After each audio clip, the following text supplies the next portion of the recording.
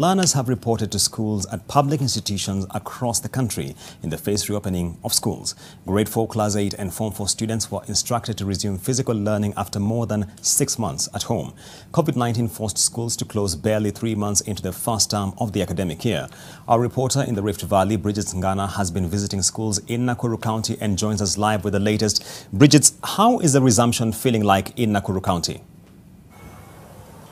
Well, Julian, I'll surprise you by saying the resumption has gone on so far so good. In fact, some of the schools that we've spoken to or the schools we've visited, especially public schools, the head teachers are telling us they've received nearly 90% of the candidates whom they had registered to have national examinations. Remember, Standard 4 pupils, Standard 8 and also Form 4 students were the ones who are expected to resume today being the first day of school. We visited various schools here since morning. Moi Primary School, Tembo Primary School, Mwareke Primary School, and now we are at Mwareke Secondary School. We've been trying to also get a sense of what is really happening also for the Form 4 learners. And in this school, they are also going on with their studies as usual. But one of the things that has changed as learners resume school is that schools have put in place isolation measures in the event that some of the pupils would record abnormally high temperatures and one of the indications that they might be having COVID-19 symptoms. One of the rules also is before somebody enters the school gate, be it the teacher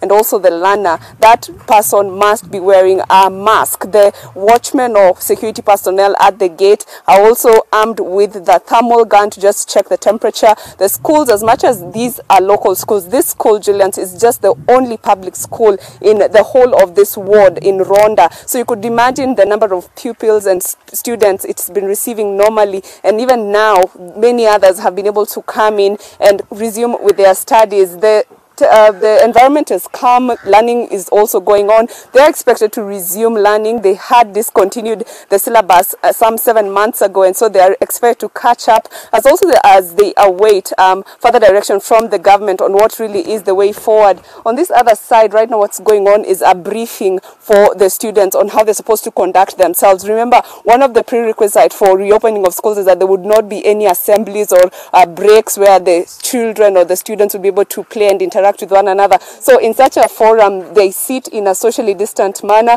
They're also being provided with psychosocial support, because we know while they have been away from school, a lot has been happening, a lot of mental health issues, a lot of maybe sexual violence or against children and students. We've been having reports of that. So the school management has also put in place committees to deal with such cases, to try and understand the learners of while they're away, what was really happening to them, how are they feeling when they're resuming school, are they in the right space of mind to continue with learning.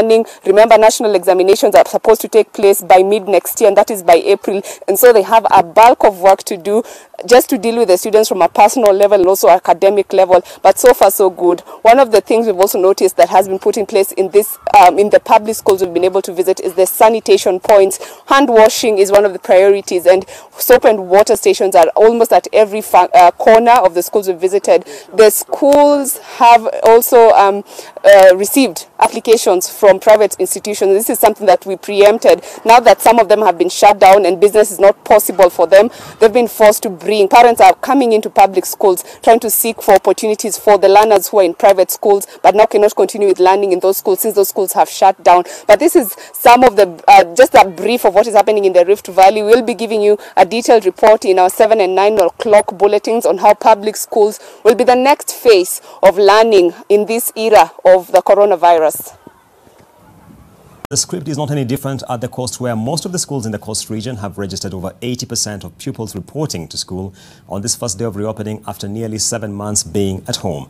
There are, however, some concerns raised by some of the parents calling the school heads inquiring about the safety of their children. Kevin Mutai joins us live from Mombasa with a quick update on the situation. Mutai, we understand some parents are gravely concerned about the state of their children.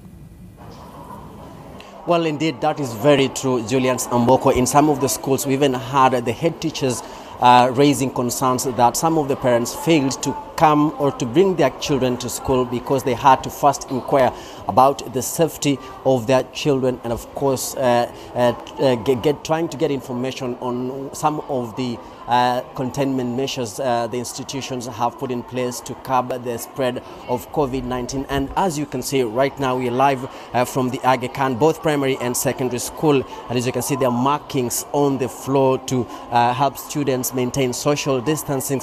We've also witnessed hand washing points installed in different places in these particular institutions, and of course also children who are coming in this morning, they had to be the temperatures had to be checked, and it's just a new phenomenon that the pupils have not they've been home for several months, and being welcomed to this new normal is something but of course that they have to really learn. In some schools that we visited this morning, we even had pupils being taken through some training on these particular issues so as to ensure their safety. But Julius, let me just quickly engage the headmistress of this particular institution to just take us through some of the mitigation measures that they've put in place, because I also understand that they also have an isolation facility in this particular institution, and of course they're also planning to hire a nurse so that he or she could be monitoring the situation with regards to COVID-19 here in at Aga Khan.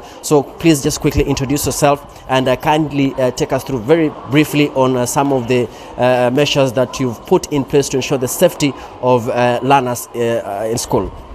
Okay, thank you very much. My name is Mary Stella Chitechi, the cluster head of Aga Khan schools in Mombasa. I'm very happy to report that our students have turned up in good numbers, and prior to their coming, we've had a series of meetings in preparation for this coming. Like immediately after the lockdown, we quickly put our heads together and decided that our students will not just stay at home. We had to find a way of keeping them engaged. And quickly all the teachers were trained on how to handle online classes, and we took them through. So our students have never wasted a lot of time outside. We have engaged them throughout. Then the staff, all the staff, both the teaching and non-teaching staff, have been taken through COVID-19 training.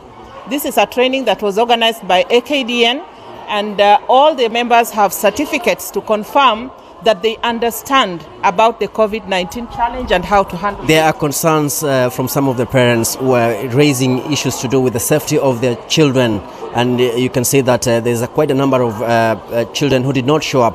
What can you tell them to give them assurance that their children will be safe here in school? I want to confirm to the parents that at the Aga Khan schools we are actually ready, and the environment is quite safe for the students, so parents should not worry. We already have put all the safety measures in place. We have all the protocols that are there to ensure that the children are safe. For example, the children's temperatures are taken. We have marked the institution in such a way that students observe social distancing. As you have rightly put it, we have a sick bay where in case any child or any member of staff becomes sick, we can isolate them there as we wait to take further action. And as an institution, we have found the need to have a qualified nurse who will be residential here to just make sure that she takes care or he takes care of all the needs of the students. Well, of course, also as time goes by, there are issues also to do with the ministry is raising concern about, children coming to school and others are being sent away for one reason or another. Are you able to engage them and perhaps find out a proper way to keeping them in school? I don't think we have any reason to send away any child, and especially at this time, whatever reason there may be, if there is issues of school fees, we will discuss with the parents. We would not wish to have the children sent home for any reason. Our doors are open, and we encourage parents to engage with us. If they have any difficulties on fee payment, we do agree so that they can make the payment in phases. How many pupils have been admitted today, especially in grade 4, standard 8 and Form 1? Okay, at the high school, we have received 94 students out of the expected 128. At the primary school, we have received 110 students in class 8 out of the expected 132.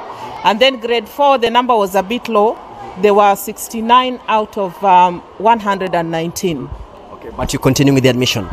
Yes, the students will still come. Yeah.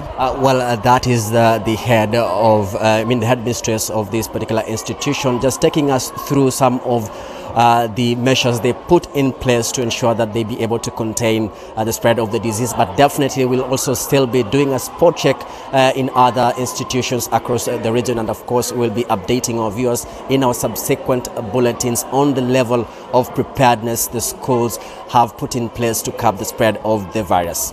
Let's now cross over to Uasin Gishu, where most students and pupils stand up during the first day of their reopening.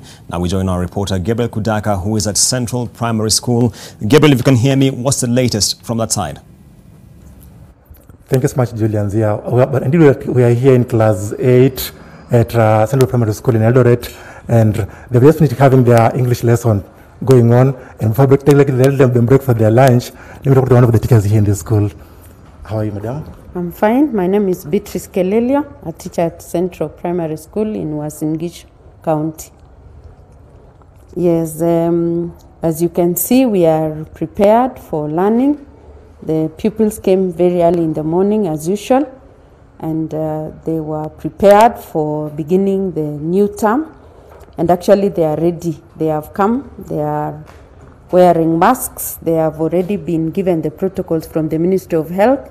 We checked their temperature at the entrances as they came in, and all of them were in good condition. We didn't find any who had any issue, and learning actually has already begun. We've arranged their desks a distance of 1.5 meters. We already have water at every entrance, and they have been washing their hands since they came. Every time they go out, they come in, they wash their hands. And therefore, I believe we are actually ready to begin the new term. How is the turnout so far? The turnout is good. We have about probably over 70% of these pupils whom we are expecting, that is grade 4 and standard 8. Most of them actually have come and they are ready to learn. Thank you. How do you feel coming back after 6 months of being away from school? My name is Priscilla Alwet. I feel good when I'm in school. When we came in the morning, every one of us was having a mask, and we washed our hands. Thank you so much. Well, thank you. That is it from Central Primary School in Eldoret. Back to you, Julians.